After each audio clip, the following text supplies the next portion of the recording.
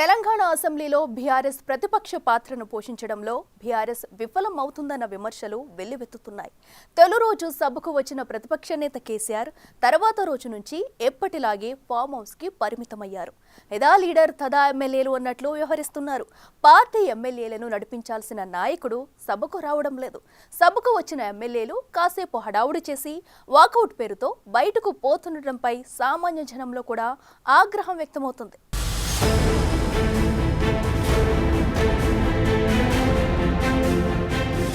Telangana assembly సమావేశాలు వాడి వేడిగా కొనసాగుతున్నాయి.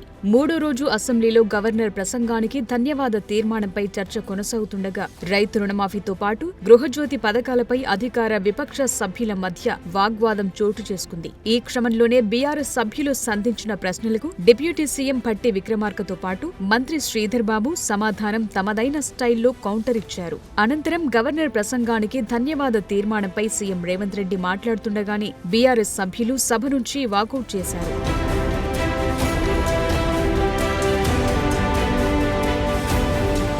సీఎం ప్రసంగాన్ని తాము బాయ్కాట్ చేస్తున్నట్లు గులాబీ పార్టీ ఎమ్మెల్యేలు పేర్కొన్నారు. తమ అధినేత కేసీఆర్ పై అనుచిత వ్యాఖ్యలకు నిరసనగా వాకౌట్ చేస్తున్నట్లు ప్రకటించారు. అసలు ప్రతిపక్ష నాయకుడి హోదా ఉన్న మాజీ ముఖ్యమంత్రి కేసీఆర్ అసెంబ్లీలో కనిపించటమే మానేశారు. బడ్జెట్ సమావేశాల్లో అటెండెన్స్ కోసం అన్నట్లు ఒక్కరోజు వచ్చి మాయమవుతున్నారు. గతేడాది సీన్నే ఈసారి కూడా రిపీట్ చేశారు. అసెంబ్లీలో జరిగే చర్చల్లో పాల్గొంటే అధికార పక్షం ఎక్కడ ర్యాగింగ్ చేస్తుందో అన్న ఫీలింగ్ తోనే ఆయన ఫామ్ హౌస్ కు పరిమితమవుతున్నారన్న టాక్ వినిపిస్తోంది.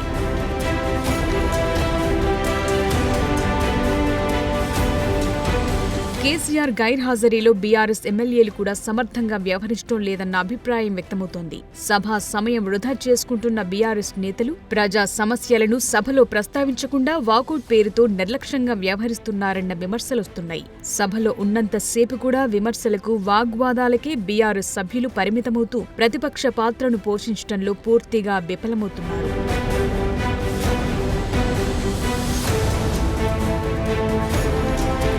మైక్ దొరికితే సొంత గొప్పలు చెప్పుకోవటానికే బీఆర్ఎస్ ఎమ్మెల్యేలకు సమయం సరిపోవటం లేదన్న అభిప్రాయం వ్యక్తమవుతోంది. సభలు కేవలం హడావిడికే పరిమితమవుతూ వచ్చి రచ్చ చేసి బయటకు వెళ్లిపోతున్నారు. సీఎం మంత్రుల సమాధానాలు కూడా వినటానికి గులాబీ ఎమ్మెల్యేలు ఇష్టపడటం లేదు. ముఖ్యమంత్రి, మంత్రులు రిప్లై ఇచ్చే సమయంలో అభ్యంతరాలుంటే సభ దృష్టికి తీసుకురావాల్సిన బాధ్యతను విస్మరిస్తూ వారు వాకౌట్ చేస్తుండటంపై ప్రజల్లో కూడా ఆగ్రహం వ్యక్తమవుతోంది.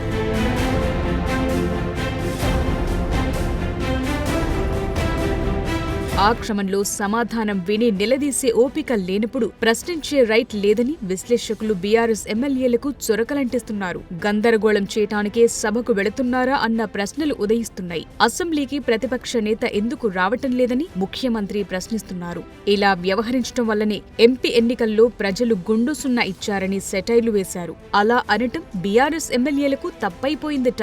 తమ అధ్యక్షుణ్ణి అవమానిస్తున్నారంటూ సర్దుకుని వెళ్లిపోయారు.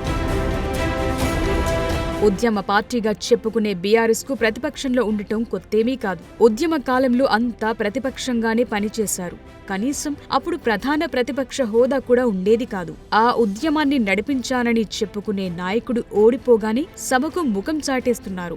సభలో బీఆర్ఎస్ వాయిస్ వినిపించడానికి కేటీఆర్, హరీష్ రావులే దిక్కవుతున్నారు. వారు కూడా విమర్శలు, రెచ్చగొట్టే ప్రసంగాలకే పరిమితమవుతూ ప్రజా సమస్యల్ని పక్కన పెట్టేస్తున్నారు. బీఆర్ఎస్ ఎక్కువగా సోషల్ మీడియాపై దృష్టి కేంద్రీకరించి రాజకీయం చేస్తోందని, సభలో మాత్రం తక్కువగా ఉంటుందనే చర్చ నడుస్తోంది.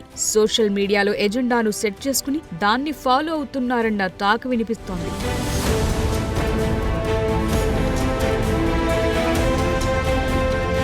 ఏదేమైనా ప్రధాన ప్రతిపక్షంగా బీఆర్ఎస్ ఫెయిల్ అవుతోందంటున్నారు. 2 సార్లు తిరుగులేని అధికారం అనుభవించిన ఆ పార్టీ నేతలు తమ చేతిలోంచి అధికారం జారిపోవటంతో ఇంకా నిరాశ, నిస్పృహల్లో ఉన్నారనే చర్చ జరుగుతోంది.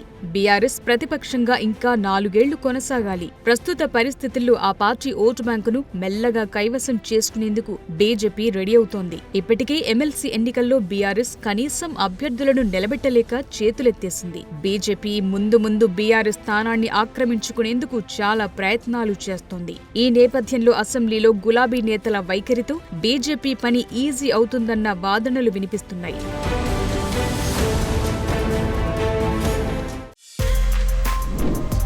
For more videos like this, subscribe Big TV channel.